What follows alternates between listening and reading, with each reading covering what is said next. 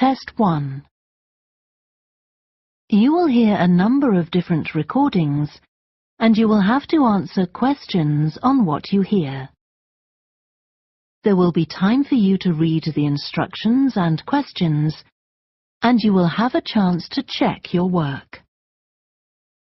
All the recordings will be played once only. The test is in 4 sections. At the end of the test, you will be given 10 minutes to transfer your answers to an answer sheet. Now turn to Section 1. Section 1.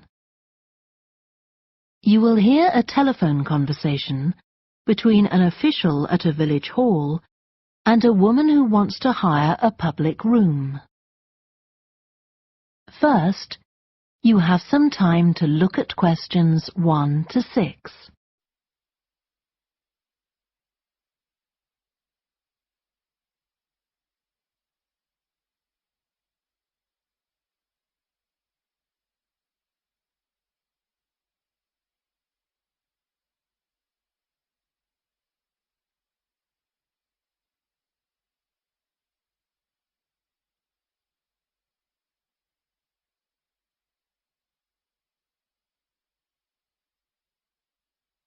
You will see that there is an example that has been done for you. On this occasion only, the conversation relating to this will be played first. Hello? Oh, hello. I wanted to inquire about hiring a room in the village hall for the evening of September the 1st. Let me just see. Yes, we have both rooms available that evening. There's our main hall, that's got seating for 200 people, or there's the Charlton room. The main hall seats 200, so 200 has been written in the space. Now we shall begin. You should answer the questions as you listen, because you will not hear the recording a second time.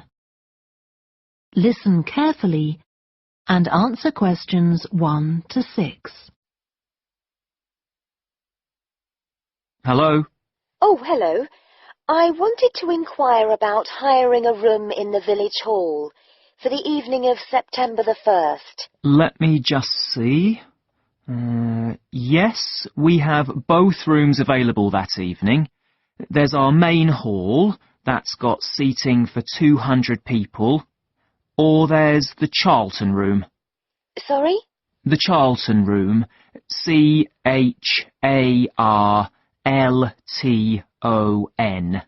That's got seating for up to 100. Well, we're organising a dinner to raise money for a charity, and we're hoping for at least 150 people. So I think we'll go for the main hall. How much would that cost? Let's see. You wanted it for the evening of September the 1st? Yes, that's a Saturday. So from 6 p.m. to midnight, that'd be £115. That's the weekend price. It's £75 on weekdays. That's all right. And I have to tell you, there's also a deposit of £250, which is returnable, of course, as long as there's no damage. But we do insist that this is paid in cash. We don't take cards for that. You can pay the actual rent of the room however you like, though. Cash, credit card, cheque. Oh, well, I suppose that's okay. So, does the charge include use of tables and chairs and so on? Oh, yes. And what about parking? Yeah, that's all included. The only thing that isn't included is, you said you were organising a dinner? Yeah. Well, you'll have to pay extra for the kitchen if you want to use that. It's £25. It's got very good facilities, good quality cookers and fridges and so on. OK. Well, I suppose that's all right. We can cover the cost in our entry charges. Right, so I'll make a note of that. Now, there are just one or two things you need to think about before the event. For example, you'll have to see about getting a licence if you're planning to have any music during the meal. Oh, really? It's quite straightforward. I'll give you the details later on. And about a week or 10 days before your event, you'll need to contact the caretaker, that's Mr. Evans, to make the arrangements for entry. He'll sort that out with you. And do I give him the payment as well? No, you do that directly with me. Before you hear the rest of the conversation, you have some time to look at questions 7 to 10.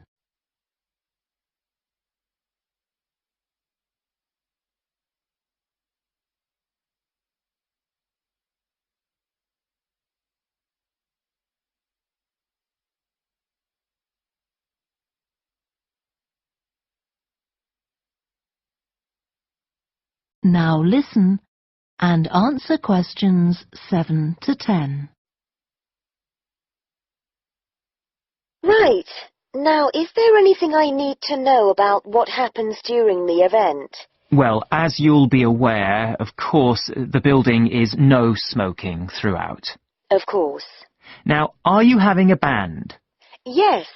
Well, they'll have a lot of equipment, so rather than using the front door, they should park their van round the back and use the stage door there. You can open that from inside, but don't forget to lock it at the end. OK.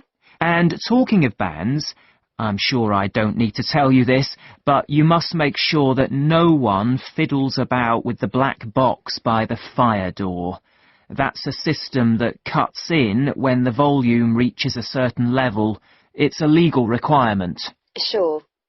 Anyway, we want people to be able to talk to one another, so we don't want anything too loud. Oh, that reminds me.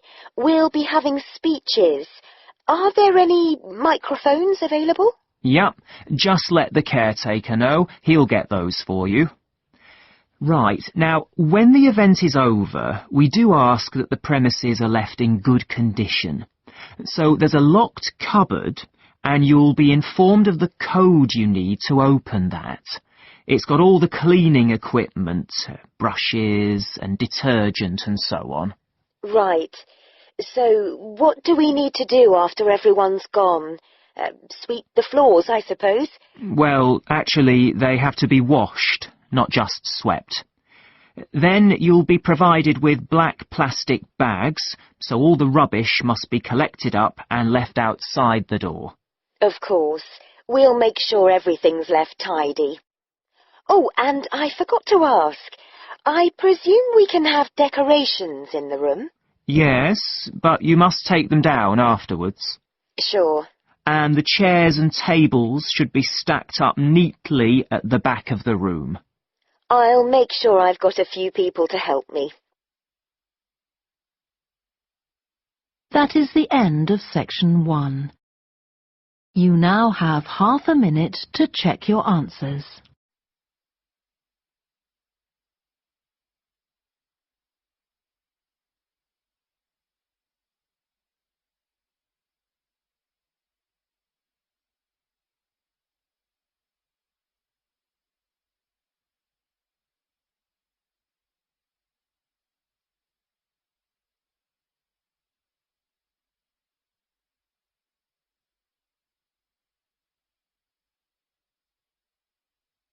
Now turn to section 2. Section 2. You will hear a guide talking to a group of visitors to a farm. First, you have some time to look at questions 11 to 14.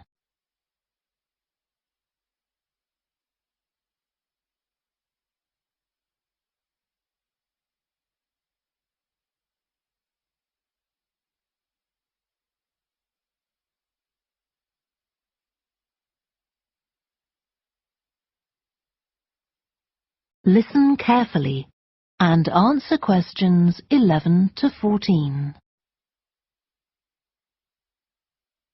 Welcome to the Fiddy Working Heritage Farm. This open-air museum gives you the experience of agriculture and rural life in the English countryside at the end of the 19th century. So you'll see a typical farm of that period, and like me, all the staff are dressed in clothes of that time. I must give you some advice and safety tips before we go any further. As it's a working farm, please don't frighten or injure the animals. We have a lot here, and many of them are breeds that are now quite rare. And do stay at a safe distance from the tools. Some of them have sharp points, which can be pretty dangerous, so please don't touch them. We don't want any accidents, do we? The ground is very uneven, and you might slip if you're wearing sandals, so I'm glad to see you're all wearing shoes. We always advise people to do that. Now, children of all ages are very welcome here, and usually even very young children love the ducks and lambs, so do bring them along next time you come. I don't think any of you have brought dogs with you, but in case you have, I'm afraid they'll have to stay in the car park unless they're guide dogs. I'm sure you'll understand that they could cause a lot of problems on a farm. Before you hear the rest of the talk, you have some time to look at questions 15 to 20.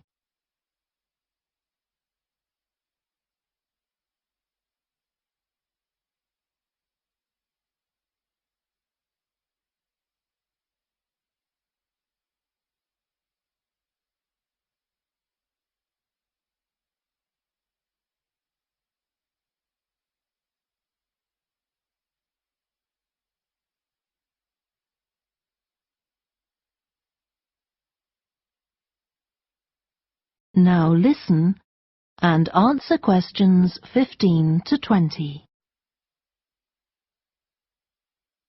Now let me give you some idea of the layout of the farm. The building where you bought your tickets is the new barn immediately to your right, and we're now at the beginning of the main path to the farmland, and of course the car park is on your left. The scarecrow you can see in the car park in the corner beside the main path is a traditional figure for keeping the birds away from crops. But our scarecrow is a permanent sculpture. It's taller than a human being, so you can see it from quite a distance. If you look ahead of you, you'll see a maze. It's opposite the new barn, beside the side path that branches off to the right, just over there. The maze is made out of hedges which are too tall for young children to see over them, but it's quite small, so you can't get lost in it. Now, can you see the bridge crossing the fish pool further up the main path? If you want to go to the cafe, go towards the bridge and turn right just before it. Walk along the side path, and the cafe's on the first bend you come to. The building was originally the schoolhouse, and it's well over 100 years old. As you may know, we run skills workshops here, where you can learn traditional crafts like woodwork and basket making. You can see examples of the work and talk to someone about the courses in the Black Barn. If you take the side path to the right, here, just by the new barn, you'll come to the Black Barn, just where the path first bends. Now, I mustn't forget to tell you about picnicking, as I can see some of you have brought your lunch with you. You can picnic in the field, though do clear up behind you, of course. Or if you'd prefer a covered picnic area, there's one near the farmyard, just after you cross the bridge. There's a covered picnic spot on the right. And the last thing to mention is Fiddy House itself. From here you can cross the bridge, then walk along the footpath through the field to the left of the farmyard. That goes to the house, and it'll give you a lovely view of it. It's certainly worth a few photographs, but as it's a private home, I'm afraid you can't go inside. Right, well, if you're all ready, we'll set off on our tour of the farm. That is the end of section 2. You now have half a minute to check your answers.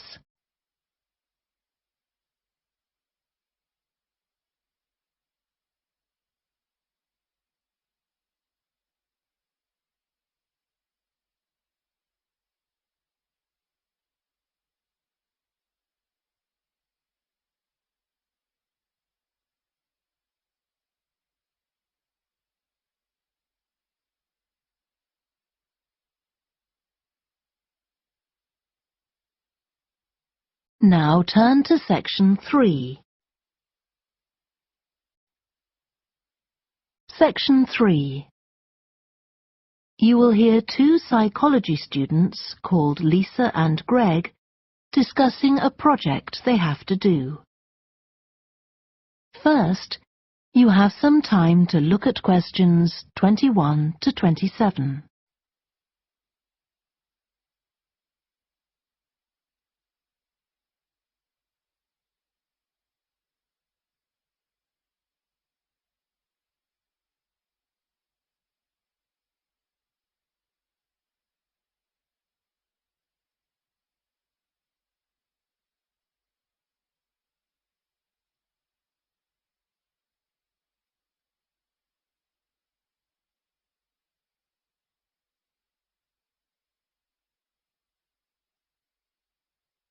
Now listen carefully and answer questions 21 to 27.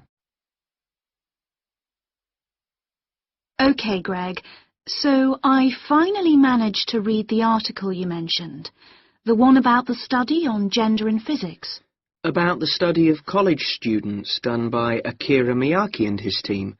Yeah, I was interested that the researchers were actually a mix of psychologists and physicists. That's an unusual combination. Yeah, I got a little confused at first about which students the study was based on. They weren't actually majoring in physics, they were majoring in what's known as the STEM disciplines. That's science, technology, engineering and math. Yes, but they were all doing physics courses as part of their studies. That's correct. So, as I understood it, Miyake and co. started from the fact that women are underrepresented in introductory physics courses at college, and also that, on average, the women who do enroll on these courses perform more poorly than the men. No one really knows why this is the case. Yeah, but what the researchers wanted to find out was basically what they could do about the relatively low level of the women's results. But in order to find a solution, they needed to find out more about the nature of the problem. Right. Now, let's see if I can remember. It was that in the physics class, the female students thought the male students all assumed that women weren't any good at physics. Was that it? And they thought that the men expected them to get poor results in their tests. That's what the women thought, and that made them nervous, so they did get poor results. But actually they were wrong. No one was making any assumptions about the female students at all.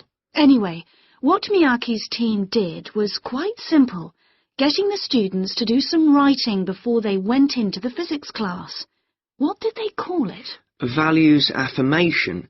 They had to write an essay focusing on things that were significant to them, not particularly to do with the subject they were studying, but more general things like music or people who mattered to them. Right. So the idea of doing the writing is that this gets the students thinking in a positive way. And putting these thoughts into words can relax them and help them overcome the psychological factors that lead to poor performance. Yeah. But what the researchers in the study hadn't expected was that this one activity raised the women's physics grades from the C to the B range. A huge change. Pity it wasn't to an A, but still. No, but it does suggest that the women were seriously underperforming beforehand in comparison with the men. Yes. Mind you, Miyake's article left out a lot of details, like did the students do the writing just once or several times? And had they been told why they were doing the writing? That might have affected the results. You mean if they know the researchers thought it might help them to improve, then they just try to fulfill that expectation? Exactly. Before you hear the rest of the discussion, you have some time to look at questions 28 to 30.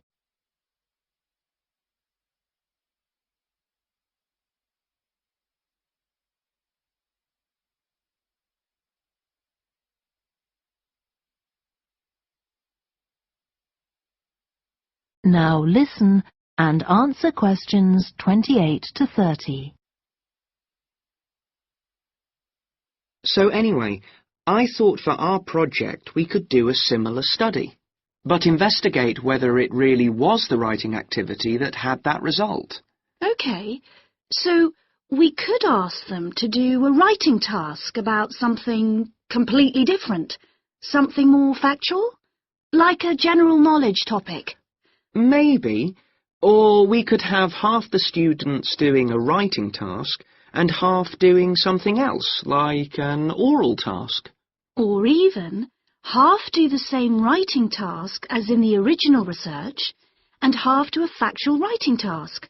Then we'd see if it really is the topic that made the difference or something else. That's it. Good. So, at our meeting with the supervisor on Monday, we can tell him we've decided on our project. We should have our aims ready by then. I suppose we need to read the original study. The article's just a summary. And there was another article I read by Smolinski. It was about her research on how women and men perform in mixed teams in class, compared with single-sex teams and on their own. Let me guess. The women were better at teamwork. That's what I expected. But actually, the men and the women got the same results, whether they were working in teams or on their own. But I guess it's not that relevant to us. What worries me, anyway, is how we're going to get everything done in the time. We'll be okay now we know what we're doing. Though I'm not clear how we assess whether the students in our experiment actually make any progress or not. No, we may need some advice on that. The main thing's to make sure we have the right size sample, not too big or too small. That shouldn't be difficult. Right, what do we need to do next? We could have a look at the timetable for the science classes, or perhaps we should just make an appointment to see one of the science professors. That'd be better. Great. And we could even get to observe one of the classes. What for? Well, OK, maybe let's just go with your idea. Right, well, I think that's everything for now. That is the end of section 3. You now have half a minute to check your answers.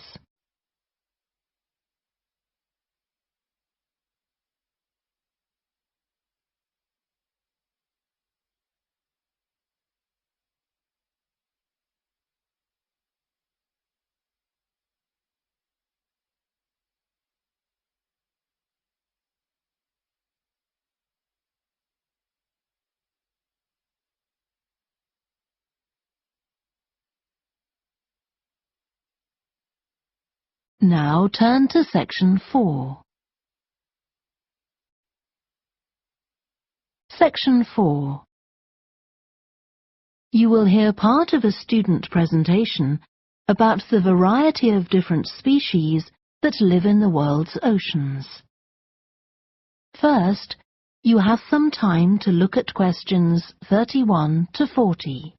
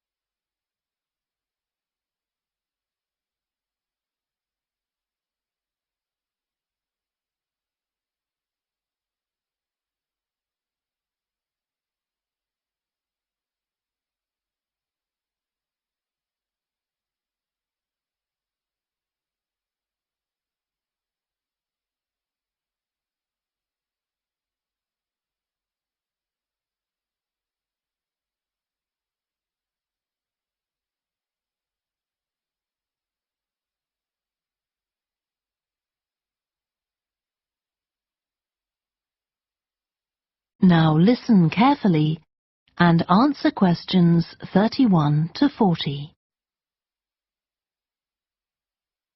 I've been looking at ocean biodiversity. That's the diversity of species that live in the world's oceans. About 20 years ago, biologists developed the idea of what they called biodiversity hotspots. These are the areas which have the greatest mixture of species. So, one example is Madagascar. These hotspots are significant because they allow us to locate key areas for focusing efforts at conservation. Biologists can identify hotspots on land fairly easily, but until recently, very little was known about species distribution and diversity in the oceans, and no one even knew if hotspots existed there. Then a Canadian biologist called Boris Worm did some research in 2005 on data on ocean species that he got from the fishing industry. Worm located 5 hotspots for large ocean predators, like sharks, and looked at what they had in common. The main thing he'd expected to find was that they had very high concentrations of food, but to his surprise, that was only true for 4 of the hotspots. The remaining hotspot was quite badly off in that regard. But what he did find was that in all cases, the water at the surface of the ocean had relatively high temperatures, even when it was cool at greater depths. So, this seemed to be a factor in supporting a diverse range of these large predators. However, this wasn't enough on its own, because he also found that the water needed to have enough oxygen in it. So these 2 factors seemed necessary to support the high metabolic rate of these large fish. A couple of years later, in 2007, a researcher called Lisa Balance, who was working in California, also started looking for ocean hotspots, but not for fish. What she was interested in was marine mammals, things like seals. And she found 3 places in the oceans which were hotspots, and what these had in common was that these hotspots were all located at boundaries between ocean currents. And this seems to be the sort of place that has lots of the plankton that some of these species feed on. So now people who want to protect the species that are endangered need to get as much information as possible. For example, there's an international project called the Census of Marine Life. They've been surveying oceans all over the world, including the Arctic. One thing they found there, which stunned other researchers, was that there were large numbers of species which live below the ice, sometimes under a layer up to 20 meters thick. Some of these species had never been seen before. They've even found species of octopus living in these conditions. And other scientists working on the same project, but researching very different habitats on the ocean floor, have found large numbers of species congregating around volcanoes, attracted to them by the warmth and nutrients there.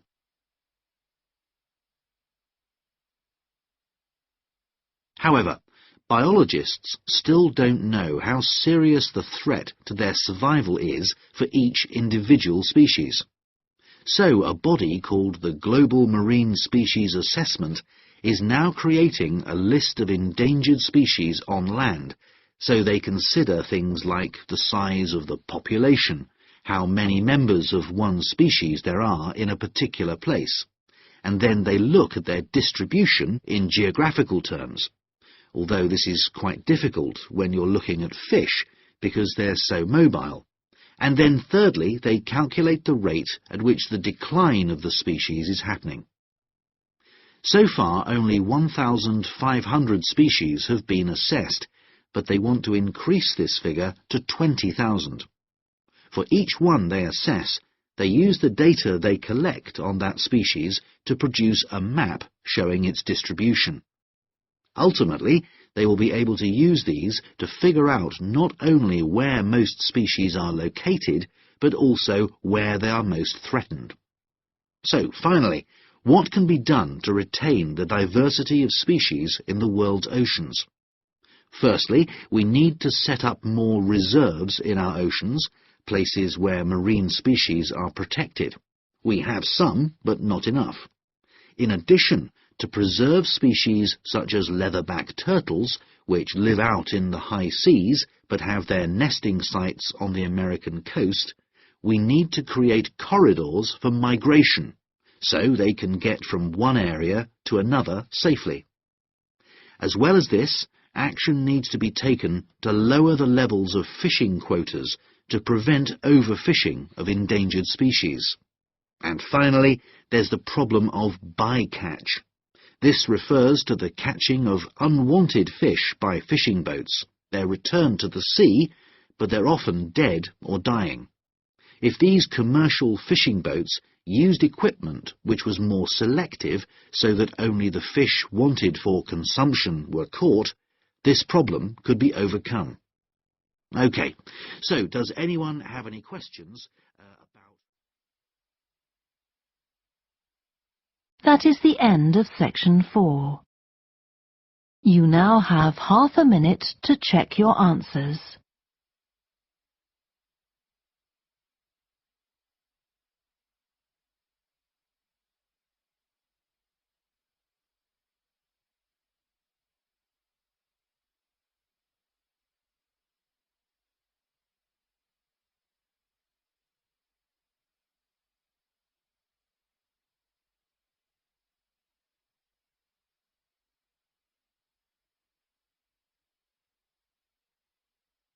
That is the end of the listening test. You now have 10 minutes to transfer your answers to the answer sheet.